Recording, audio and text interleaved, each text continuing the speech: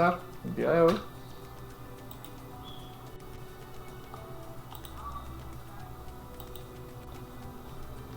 Con sólidos Ambenal, parte 1.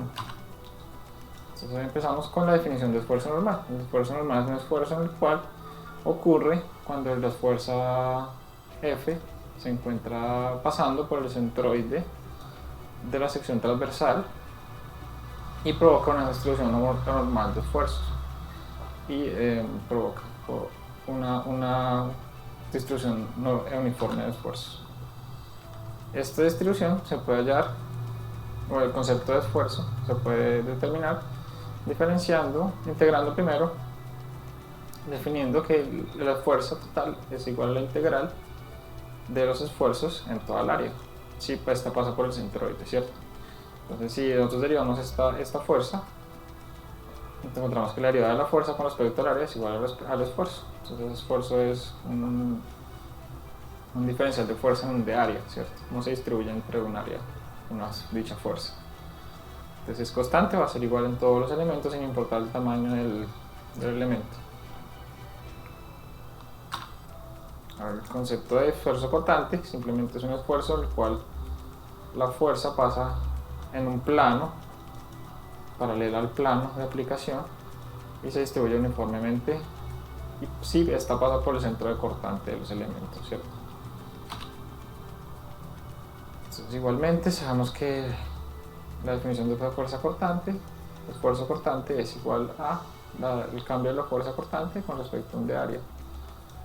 El cambio de la fuerza cortante con respecto a un de área nos va a definir cómo es la función de esfuerzos dependiendo de la función de cortante, ¿cierto? Si esta es uniforme y pasa por el centro de los esfuerzos cortantes en el área, vamos a encontrar que es una constante, ¿cierto? A pesar de las concentraciones de esfuerzos.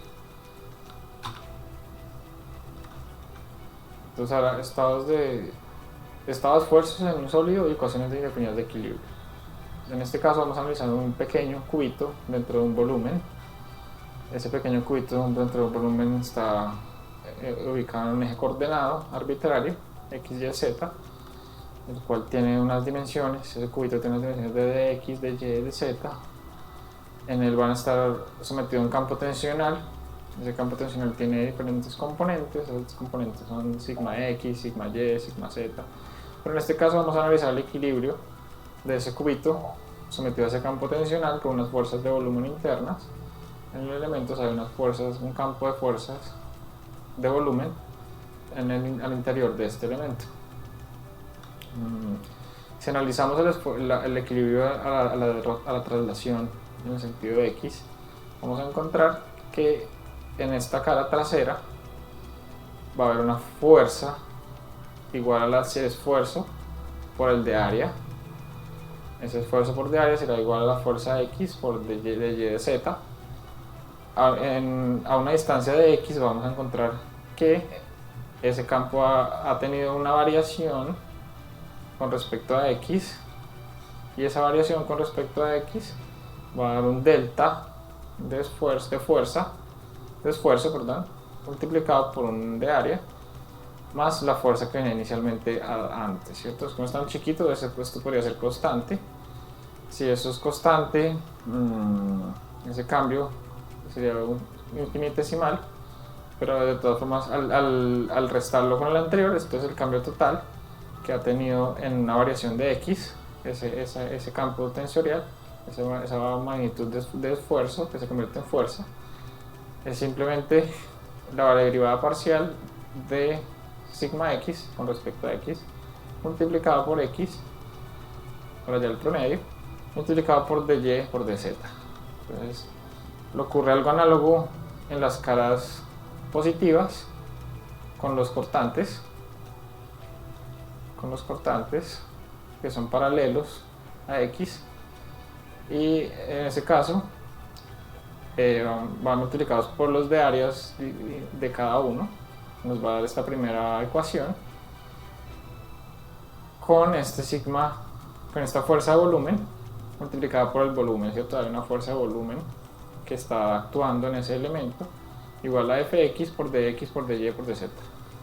Entonces vamos a entrar Aquí esa primera fila que hallamos es la primera ecuación del sistema de ecuaciones indefinidas de equilibrio que nos van a definir cuál es el equilibrio en X de ese cubito.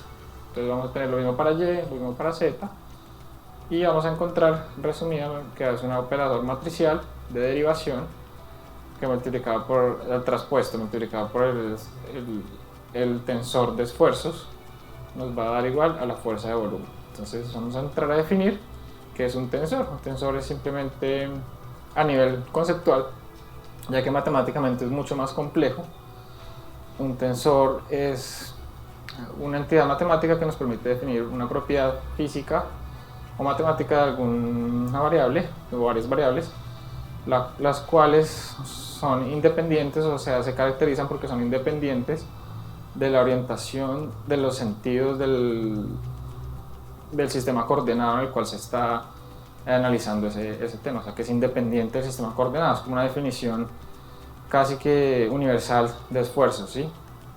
O de una entidad física o matemática. Entonces, esa propiedad de los tensores nos permiten trabajar a nivel de la física y de la mecánica de materiales como un elemento en el cual esas fuerzas ocurren independientemente, o se pueden describir independientemente del sentido que tenga y la orientación que tenga ese sistema coordenado. Entonces, sin importar el sistema coordenado, vamos a tener esa definición de esfuerzos que van a ser una entidad matemática. En el caso de un elemento tridimensional, va a ser un tensor de grado 2, o sea, una matriz, la cual pues va a representar los esfuerzos, que van a ocurrir en dos caras paralelas y que se equilibran mutuamente y se definen a nivel de la matriz del tensor, ¿cierto? Entonces, esa matriz del tensor nos va a definir cuáles son los esfuerzos cortantes y normales que definen el estado de esfuerzos. Entonces, en el caso del sólido de Saint-Bernard, el esfuerzo normal, pues vamos a tener la fuerza F igual a la integral de los esfuerzos con respecto al área. Esa integral de los esfuerzos con respecto al área, si es un esfuerzo constante, va a ser igual al esfuerzo constante por la integral de dA.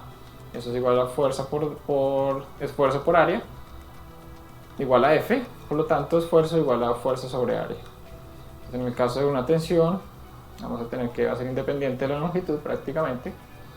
Si está sometido a una fuerza uniforme, ese esfuerzo va a ser casi constante, a menos de que haya una pequeña inclinación y por el efecto de la gravedad tenga una cierta catenaria. A nivel de compresiones, si el elemento no presenta una no linealidad debido a la magnitud del esfuerzo, o sea, que no se genera pandeo, si la cantidad de los esfuerzos son tales que no hay pandeo en el elemento, pues se puede considerar que también es constante el esfuerzo. Unos ejemplos prácticos de las tensiones de esfuerzo normal podría ser un tensor de un cable de un puente, el cual, a pesar de que tiene una inclinación y tiene una catenaria, o sea, la fuerza de gravedad induce una deformación vertical. Esa deformación vertical tiene cierta excentricidad y esa excentricidad pues va a generar una cierta excentricidad en el eje con respecto al eje del cable de la tensión. Entonces vamos a tener un esfuerzo combinado, flexión y tracción, pero que si la fuerza es lo suficientemente grande de tensión, pues esa pequeña excentricidad va a ser muy pequeña y no puede ser considerable en el orden de magnitud del esfuerzo. Podría asumirse como normal la fuerza axial, ¿cierto? Entonces ese esfuerzo axial en el cable se va a transformar en una compresión en la pila. Esa pila pues va a tener una compresión y una flexión. Debido a esta inclinación vamos a tener unas fuerzas de flexión y unas fuerzas de compresión. Entonces, en este caso, este ejemplo. En este caso vamos a tener en este ejemplo esta pila que es prácticamente equidistante los puntos entre esta y esta. tenemos una luz aproximadamente igual. Podríamos decir que en esta pila hay un esfuerzo normal uniforme debido a peso propio, ya que aproximadamente no hay una flexión considerable que genere momentos en la pila y pueda llegar a desviar del eje centroidal las fuerzas de compresión. Entonces, muchas gracias por haber estado el día de hoy presente en este video. Agradezco mucho a quienes me siguen en YouTube y espérame para más videos de conceptos generales de estática. Muchas gracias, hasta luego.